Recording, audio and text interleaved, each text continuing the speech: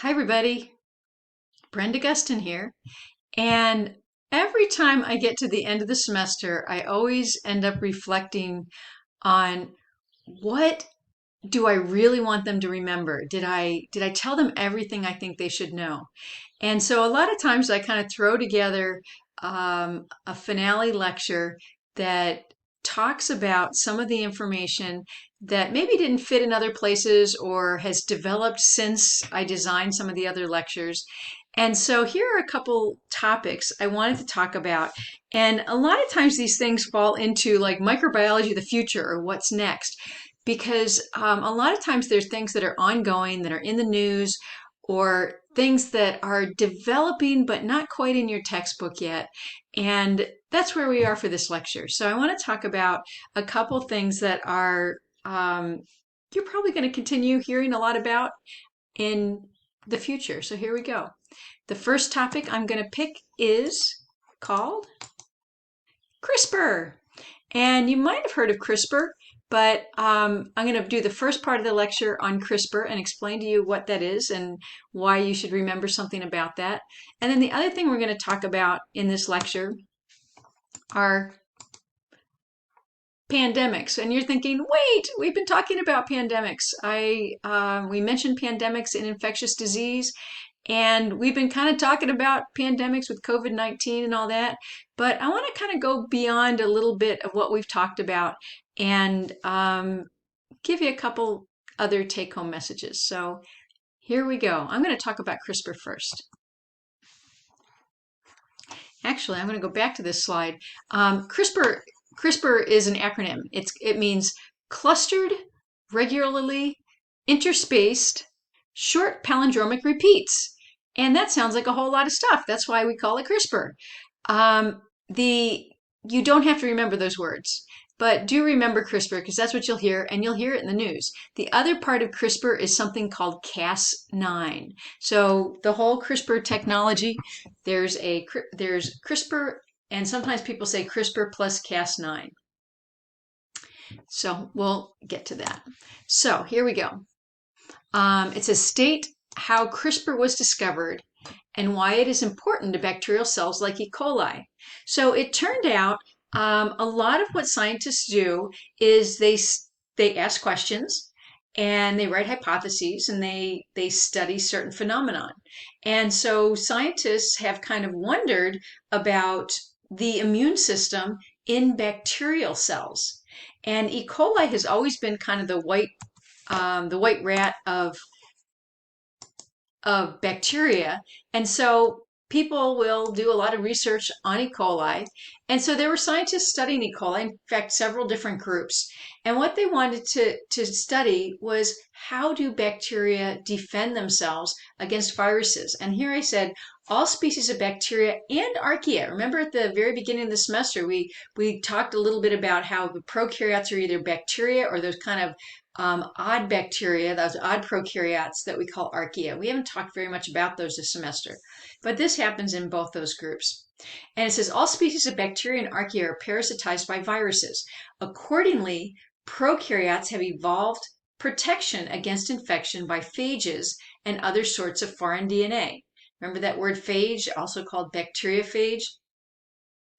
And so this sounds like oh, yeah, that sounds kind of cool, but not that interesting. But it actually makes a big impact on nature and even in industry where bacteria are used to produce different products. And so here's a really nice colored transmission electron microscope picture of a bacterial cell with, remember, some bacteriophage, these complex viruses sitting on the surface. And it turns out these viruses are everywhere. They're anywhere that bacteria are, and bacteria are pretty much everywhere. And so if you're a bacterial cell, you're constantly challenged by viruses. In fact, one time I went to a cheese making company and was talking to them about the different microbiology things they did there.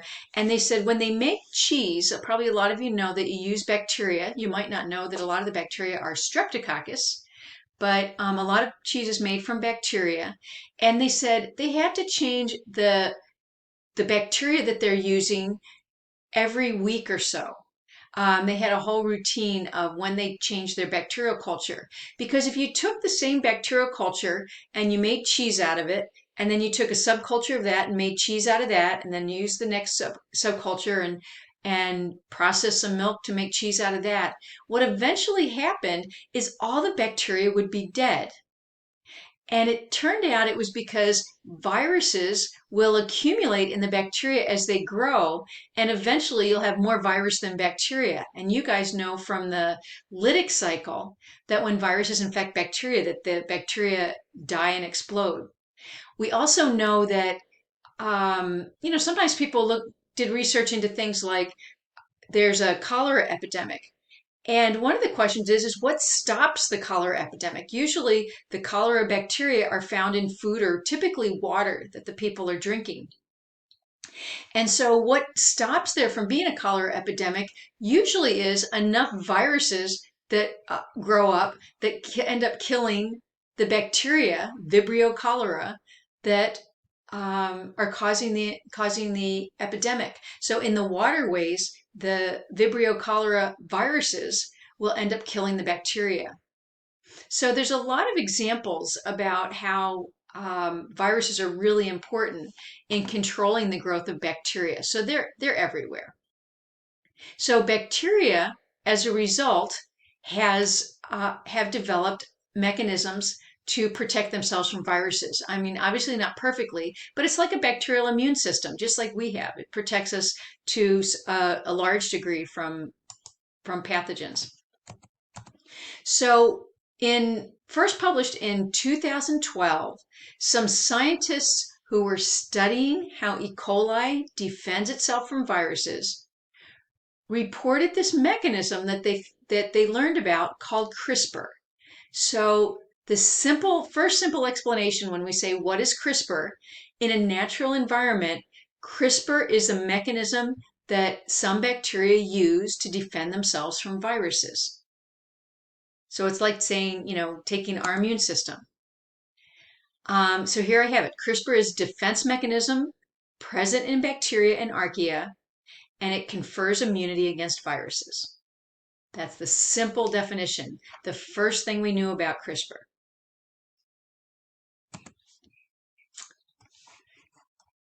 So why is it important to E. coli? Well, or other bacteria like that, for exactly the reason that I just said. It prevents viruses from multiplying and destroying the whole population. Now, this is a very simplistic drawing. If you go online, you're going to see all sorts of very complex drawings that you would understand better if you took a lot more molecular biology, which would be learning a lot more about DNA. But I tried to find kind of a relatively simple picture to show you how CRISPR protects bacteria from being infected by viruses. You do not have to, I'm not going to ask you to redraw this or anything. I just want you to have a general idea. So here in this first step, here's your virus, and this circle here is a bacterial cell. So your virus is attaching to and invading the bacterial cell. Remember, the virus is going to inject some of its DNA. And so this little string in this picture is colored green, is some of that viral DNA. And what the bacteria do is they take a chunk of that viral DNA and they incorporate it into their own genome. Remember, bacteria have a single circular chromosome. So what they do is they take a little bit of the DNA from an invading virus and they put it in their own chromosome. So here's a little piece. Here's some other bacterial genes, but here's a little piece of that viral DNA. And it's what the scientists ended up calling CRISPR. So we've got this CRISPR gene inside of the bacteria. Now, not only does CRISPR help the bacteria prevent itself from being infected, but it also gives the bacterial cell memory. So it can protect itself from that virus now, and it can protect itself from that virus at a later date. In fact, when it copies its chromosome, it can pass this CRISPR gene down to its offspring, to the daughter cells, And those daughter cells will also be resistant to this virus. And that should get you thinking about evolution to say, wow, viruses must have to mutate and change a lot in order to be able to attack bacteria. And we know that that's true. So here we have a virus invading a bacterial cell. The bacterial cell takes a little bit of the viral DNA and puts it into its own genome. It's kind of like taking a picture of the virus. Okay, so the bacteria has a record of that particular virus. Now, what it can do, you remember transcription, right? DNA is used to make RNA. So what can happen is the bacterial cell can make some of the CRISPR RNA, some of the RNA from that virus that it was infected with.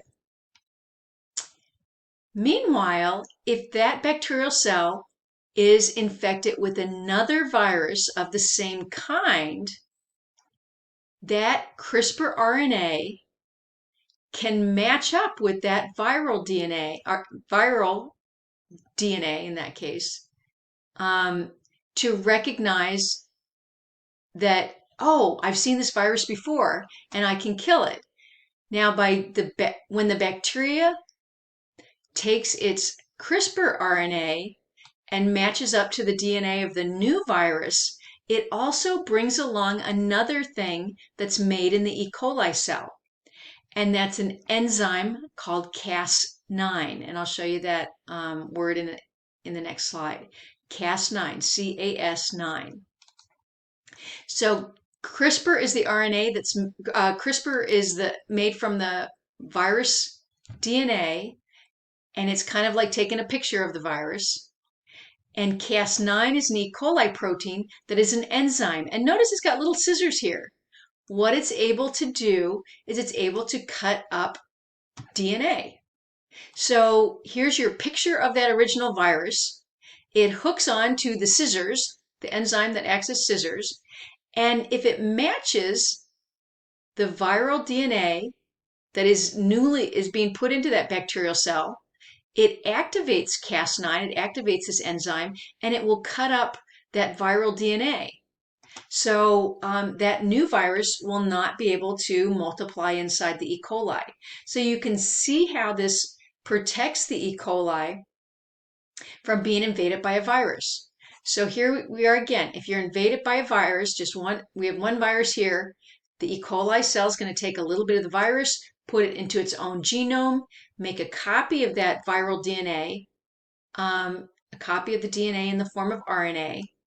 The RNA is going to hook up with Cas9. It's going to match to DNA from the same virus, and it's going to activate the Cas9 and cut up the DNA from that invading virus. So CRISPR/Cas9 is acting as an immune system for that bacterial cell. It's removing viral DNA from the bacterium.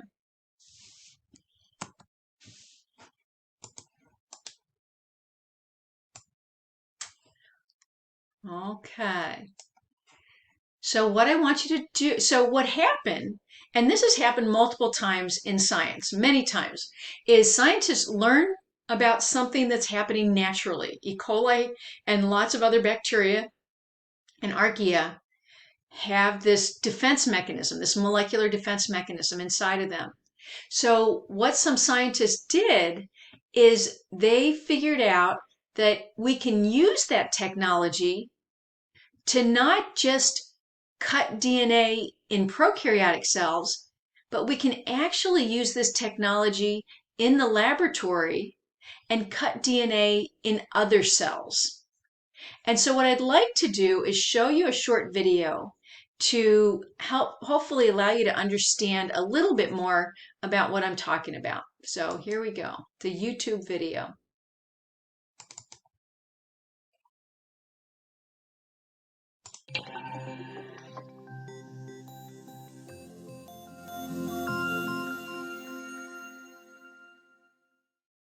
Every cell in our body contains a copy of our genome, over 20,000 genes, 3 billion letters of DNA. DNA consists of 2 strands twisted into a double helix and held together by a simple pairing rule. A pairs with T, and G pairs with C. Our genes shape who we are as individuals and as a species. Genes also have profound effects on health, and thanks to advances in DNA sequencing, researchers have identified thousands of genes that affect our risk of disease. To understand how genes work, researchers need ways to control them. Changing genes in living cells is not easy, but recently a new method has been developed that promises to dramatically improve our ability to edit the DNA of any species, including humans. The CRISPR method is based on a natural system used by bacteria to protect themselves from infection by viruses. When the bacterium detects the presence of virus DNA, it produces two types of short RNA, one of which contains a sequence that matches that of the invading virus. These two RNAs form a complex with a protein called Cas9. Cas9 is a nuclease, a type of enzyme that can cut DNA. When the matching sequence, known as a guide RNA, finds its target within the viral genome, the Cas9 cuts the target DNA, disabling the virus.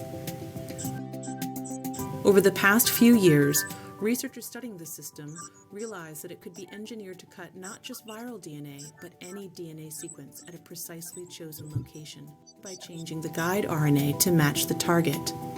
And this can be done not just in a test tube, but also within the nucleus of a living cell. Once inside the nucleus, the resulting complex will lock onto a short sequence known as the PAM. The Cas9 will unzip the DNA and match it to its target RNA. If the match is complete, the Cas9 will use two tiny molecular scissors to cut the DNA. When this happens, the cell tries to repair the cut. But the repair process is error-prone, leading to mutations that can disable the gene, allowing researchers to understand its function. These mutations are random, but sometimes researchers need to be more precise, for example, by replacing a mutant gene with a healthy copy. This can be done by adding another piece of DNA that carries the desired sequence.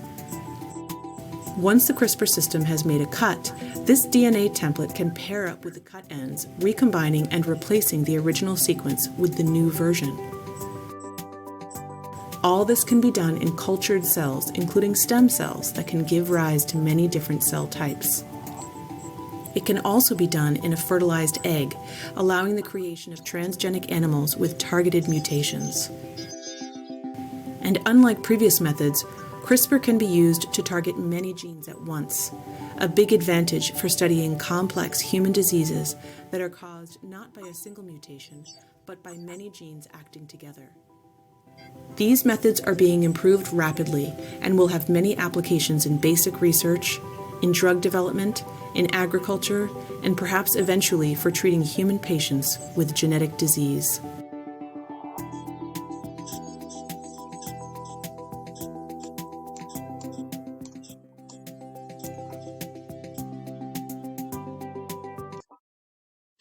So hopefully that video gave you some visuals. It's pretty complicated, but I think, again, the take-home message that you're looking for is that CRISPR is a mechanism that was found in bacteria that is now being used in other cells to change genes. And I wrote on here, scientists used what they learned about how bacteria target viral genes with CRISPR and adapted this technology to the laboratory where they use this process to make genetic changes in eukaryotic cells. That video was referring to that we know a lot about the DNA sequences in our own cells that are connected to diseases.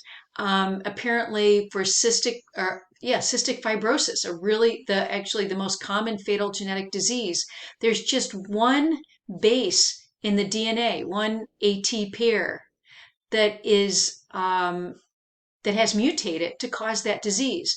If you can use CRISPR and go in and fix that one little change, you've been able to cure that disease in a patient. So the potential for this is tremendous. And it was, like I said, the first paper was published in 2012. And by 2020, two scientists, Emmanuel Carpenter and Jennifer Doudna, both together won the Nobel Prize in chemistry for this discovery. And Emmanuel, she works at the Max Planck Institute in Germany, and Jennifer Doudna is a faculty member at Berkeley and works for the Howard Hughes Medical Institute. So this is a really big deal.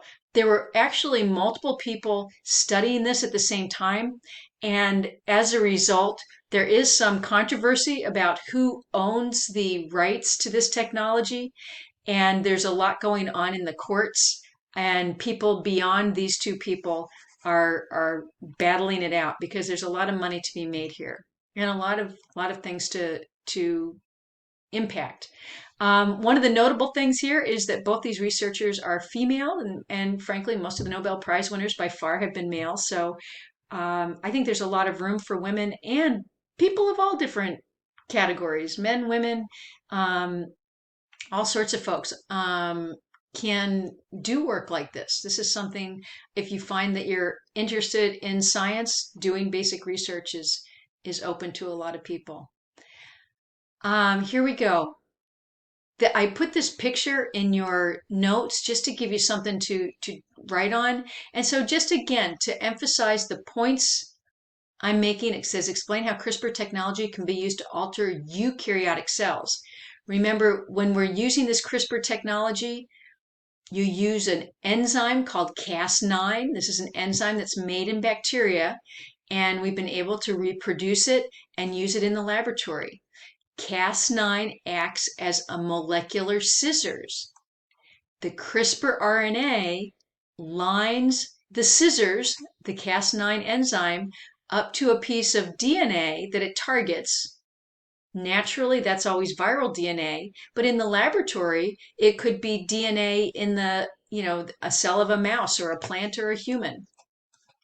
And it cuts that DNA and can actually be involved in changing some of the base pairs in that DNA.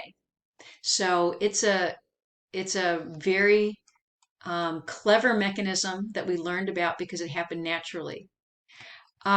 I saw this quote and I wanted to put it in here. The seminal paper, which is that 2012 paper published in Science, has been cited more than 9,500 times, approximately once every 8 hours. That means, when they published that paper, other scientists wrote other papers and referenced their paper over 9,000 times. And it says that's once every 8 hours since its publication in 2012. I'm not sure when this quote was from, but the point is this CRISPR technology and the report of this technology in that paper was a big deal in science and continues to be a big deal. So what are some of the things that we think we can do with CRISPR?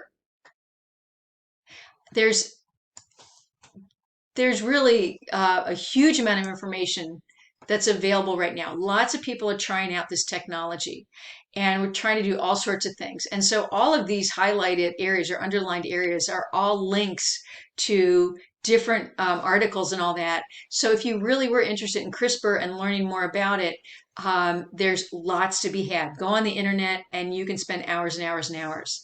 But here's some points that I just pulled out. It says scientists have used it to reduce the severity of genetic deafness in mice, suggesting it could one day be used to treat the same type of hearing loss in people. That could be life-changing. They've created mushrooms that don't brown easily, so you can do it in mice, you can do it in plants. They edited bone marrow cells in mice to treat sickle cell anemia. Sickle cell anemia is a devastating disease that affects people dramatically. And so if we could use technology to cure that disease, it would be amazing. This is not something that would be an ongoing treatment. This is a treatment and an ultimate genetic change that results in a cure. While I'm thinking of it, sickle cell anemia is a disease of red blood cells. And especially, I heard the woman who won the Nobel Prize, Jennifer Doudna, specifically say blood diseases are particularly good things to target with this technology, because what you can do is you can take bone marrow, you can treat that with the CRISPR in the laboratory and then put it back into the patient. And it's just some of the blood diseases, or some of the first diseases they're going to try to treat and cure in humans with this technology. Down the road, CRISPR might help us develop drought resistant crops, create powerful new antibiotics. CRISPR could one day even allow us to wipe out entire populations of malaria spreading mosquitoes, or resurrect once extinct species like the passenger pigeon. What you might be able to do is find in a mosquito what about that mosquito allows the parasite, the malaria parasite, to attach to it. Change those mosquitoes genetically, they can no longer carry the parasite. There's all sorts of things you could change, do a small genetic change and make a big difference.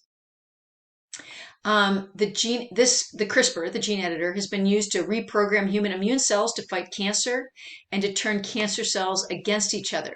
Now, this hasn't been done in humans yet, but these are being done in the laboratory, and there's a lot of potential here. And then the last one I listed on here is CRISPR has also played a role in the coronavirus pandemic with CRISPR-based diagnostic tools for COVID-19 and therapies in development. So the CRISPR technology has the potential to touch us in the scientific community, in healthcare, in diagnostics, in all sorts of ways. So keep your ears open. So just like any technology, this is technology that needs a lot of testing. It needs time to be developed. It needs money. It needs researchers, doing big tests over long periods of time. So we've got a long way to go. But you might have heard in 2018 a story about CRISPR. And I just wanted to, I have on here, explain what to expect in the future for CRISPR. So where are we going with this? This scientist, his name is He Jiaqiu, in 2018. You might remember hearing about him because he got in the news all over the world for using CRISPR to genetically alter two human embryos to be resistant to HIV, and it resulted in the birth of two baby girls, twins. And so this was in China, and this is a picture of he doing a presentation of his work in 2018. As it turns out, this led to a lot of controversy, and his actual research data and work has never been published. But just the presentation of his work really got people kind of crazed and upset. So here what he did is he took these embryos and in the laboratory, and apparently the father had HIV. The children were at no greater risk of getting HIV than anybody else. But he took it upon himself to see, oh, well, can CRISPR work to knock out the gene to make them susceptible to HIV?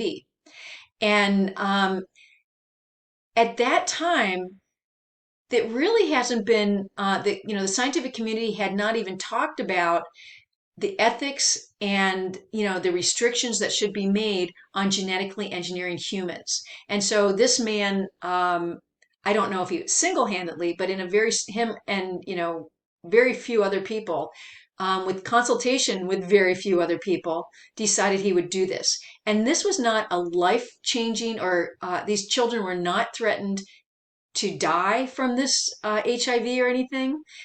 So it was just kind of more of his wanting to know experimentation than something that was really critical. Since the news of He's experiment broke, many scientists have affirmed that CRISPR isn't yet safe and precise enough to be used in human embryos. What we know from genetic engineering that we've tried in the past using viruses is when you change human genes, you can sometimes get random changes that result in cancer. And we've had people that have died from different gene therapy to cure very serious diseases. So here's a man preventing a disease that these people don't even have. And we really don't know how likely it is for this technology to cause other problems. Um, even the people that discovered this and initially described it were very adamant about we need to proceed very slowly and carefully and put ethics, talk about the ethics and the guidelines for altering humans. So we can genetically engineer humans. We have. Apparently, these two girls were born. Apparently, there's a third baby that was genetically engineered by him, but very little has come out about that. As it turned out, the Chinese government investigated this. They got a lot of negative publicity from all over the world, and Chinese government investigation found that he violated state law in pursuit of personal fame and fortune. And last thing I heard, that he was given a very large fine and put in jail for 3 years. I don't know the status of where he is, and really, I don't know if many people do. It is, and even the status of the children. I mean, last thing I heard that they were fine, but we don't really know very much. Not much is coming out about the whole story.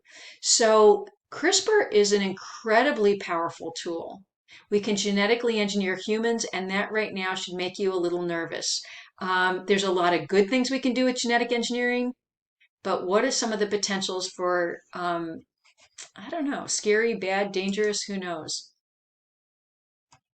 I was trying to find, when we're talking about what to expect in the future, I was trying to find what actually are we testing? Are there clinical studies? And again, these are really hard things to find until they've been published. So unless you're kind of in the know and in the community, you might not know what's going on with CRISPR. But I did find one article that said clinical trials may be done for some applications of CRISPR technology. Not, well, and I don't know what kinds of things they're talking about. Maybe some of these blood diseases in humans as soon as 2025. So that's what we're saying. We're going to start clinical trials. So it could still be, quite a few years before we actually get any kinds of therapies or any other products from using CRISPR. But like I said here, it's likely that some of these early applications will be on blood diseases. Although I remember I mentioned that there's some legal battles, and Berkeley and MIT, among others, are kind of fighting over who thought of this first and who's going to get the money from all this, or who's going to get royalties. So it's a big deal. So that legal battles could also slow down CRISPR. But I would really like you to keep your ears open and I'm sorry, look for what's going on and listen for CRISPR in the news, because I really think you're going to be hearing about it. And frankly, it could impact all of our lives in some way. The last thing on CRISPR, there is a new book out. Jennifer Doudna, again, she's one of the women that won the Nobel Prize, recently was involved in the publication of The Code Breaker. So it's on my summer reading list, and I think we could learn a lot more about CRISPR and the potential and where we're going with that. So I'm going to stop right there, and I'll do pandemics in the next lecture.